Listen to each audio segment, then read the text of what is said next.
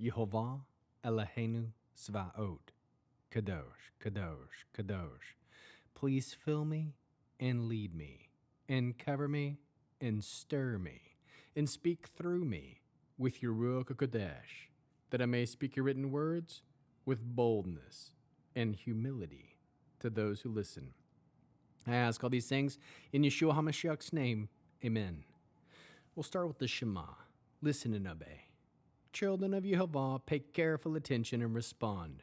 Yehovah is our power and authority. Yehovah works in unity with himself, and you shall act upon your love to Yehovah with your power and authority, with your thoughts and mind, with your entire body, and with all the muchness that you have. Yod, Hey, Vav, Hey, hand, behold, nail, behold. 2 Kings chapter 23. Then the king summoned all the leaders of Yehuda and Jerusalem, and they assembled with him. The king went up to the house of Yehova with all the men of Yehuda, all those living in Jerusalem, the Kohanim, the prophets, and all the people, both small and great, and he read in their hearing everything written in the scroll of the covenant that had been found in the house of Yehovah. The king stood on the platform and made a covenant in the presence of Yehovah to live following Yehovah, observing his mitzvot, instructions, and regulations wholeheartedly and with all his being, so as to confirm the words of the covenant written in this scroll. All the people stood, pledging themselves to keep the covenant. Then the king ordered Hilkiah, the Kohen Haggadol, the Kohanim of the second rank, and the doorkeepers to remove from the sanctuary of Yehovah all the articles that had been made for Baal, for the Asherah, for the entire army of heaven, to be burned them outside Jerusalem in the fields of the Kidron, and carried their ashes to Beit El. He deposed the idolatrous priests the kings of Yehuda had ordained to offer on the high places by the cities of Yehuda and in the places surrounding Jerusalem. He also deposed those who offered to Baal, the sun, the moon, the constellations, and the whole army of heaven. He took the Asherah from the house of Yehovah to Vadi Kidron, outside Jerusalem, and burned it in the Vadi Kidron, stamped out the ashes to powder, and threw the powder onto the burial ground for the common people. He smashed the houses of the cult prostitutes that were in the house of Yehovah, where the women also wove garments for the Asherah. He removed the Kohanim for the cities of Yehuda, then from Giva to Beersheba.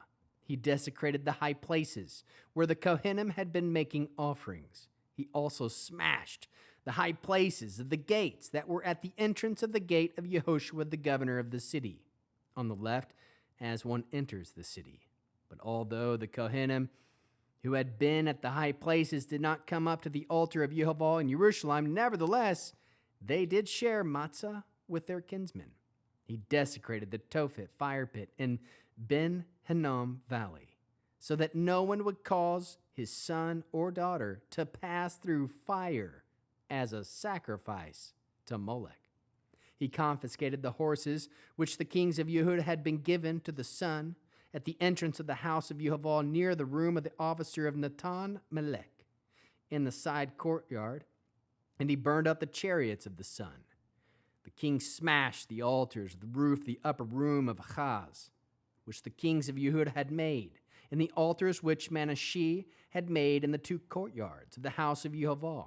He broke them in pieces and threw the rubble into the Vadi Kidron. The king desecrated the high places facing Jerusalem, south of the Mount of Destruction, which Shlomo, the king of Israel, had built for Ashtaroth, the abomination of Zidonim, Chemosh, the abomination of Moab, and Milcom, the abomination of the people of Ammon. He smashed the standing stones, chopped down the sacred poles, and covered their remains with human bones. He smashed the altar that was in Beit El in the high places made by Yerovam, the sons of Nevat. He caused Israel to sin. Yes, he smashed that altar in the high place. He burned the high place, stamped the ashes to powder, and burned up the Asherah. Then, on Yeshayahu was turning around, he noticed the burial caves that were on the mountain. So he sent and had the bones taken out of the burial caves and burned them on the altar, thus desecrating it, in keeping with the word of Yehova which the man of God had proclaimed, foretelling that all these things would happen. Then he asked, "This monument here that I'm looking at, what is it?" The men of the city told him, "It marks the burial cave of the man of God who came from Judah and foretold the very things you have done to the altar of Beit-El." He replied, "Let him be. No one is to move his bones." So they left his bones undisturbed, along with the bones of the prophets who had come from Shamron.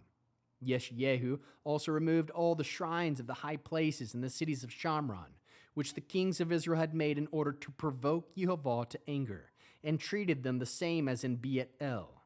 He put to death all the priests of those high places of the altars there, and then burned human bones on them. Finally, he returned them to Jerusalem. The king issued this order to all the people: "Observe Pesach to Yehova your God, as written in this scroll of the covenant." For Pesach had not been observed since the days where the judges ruled Israel, not during the times of any of the kings of Israel or the kings of Yehuda, but on the 18th year of King Yeshayahu, this Pesach was observed to Yehova in Jerusalem.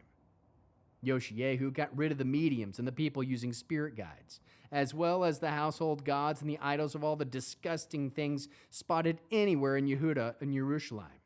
He did this in order to establish the words of the Torah written in the scroll of Hilkiah the Kohen had found in the house of Yehova. No previous king was like him, because he turned to Yehova with all his heart, with all his being, with all his power, in accordance with all the Torah of Moshe.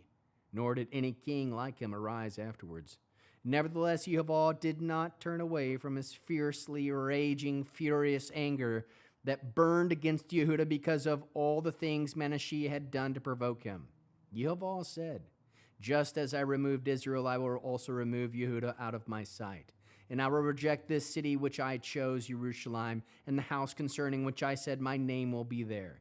Other activities of Yeshayahu and all his accomplishments are recorded in the annals of the kings of Judah. During his time, Pharaoh Necho, king of Egypt, went up toward the Euphrates River and attacked the king of Ashur. King Yeshayahu went out to oppose him, but at Megiddo, Pharaoh spotted Yeshayahu and killed him.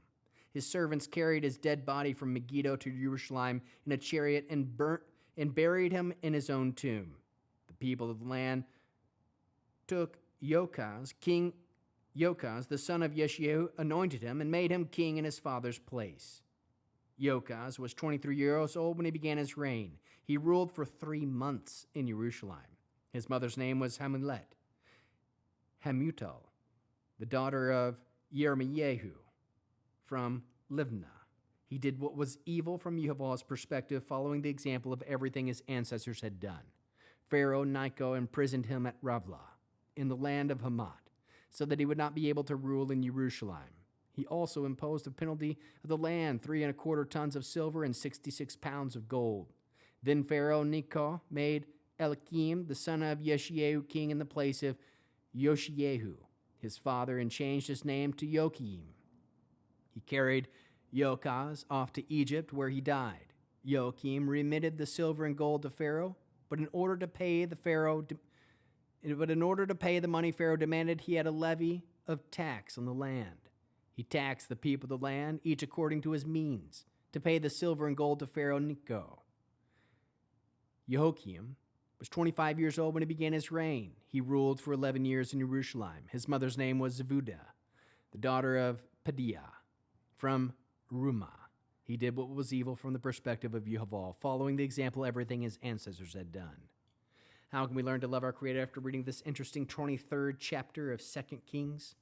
We can aim to gather together to listen to the written words of Yehova. Aim to read the entire Torah many times in our short life. Aim to live following Yehova, observing his mitzvot, instructions, and regulations wholeheartedly and with all of your being, so as to confirm the words of the covenant written in this scroll. Pledge yourself to keep the written words of Yehova found in his word. Aim to forcefully remove all ungodly things and people and ideas and books and practices and media and anything that would separate you from Yehova. Aim to lead others into a life set apart for the use of Yehova. Aim to provoke Yehova to love. Observe Pesach to Yehova your Elohim. Turn to Yehova with all your heart, being, and power. Aim to do what is good from the perspective of Yehova. Follow the example of King David. How can we love others as Yeshua loves us? We can proclaim boldly the written words of Yehova. Bear one another's burdens. We can lead by example, removing anything in your life that separates you from Yehova. Produce spiritual fruit, love, joy, peace, patience, kindness, goodness, faithfulness, humility, self-control. We'll end with the Aaronic blessing on this beautiful Friday night Shabbat using the name. Yehova will kneel before you presenting gifts, and he will guard you with a hedge of protection. Yehova will illuminate the wholeness of his being toward you, bringing order, and he will provide you with love, sustenance, and friendship. Yehova will lift up the wholeness of his being and look upon you and set in place all you need to be whole and complete.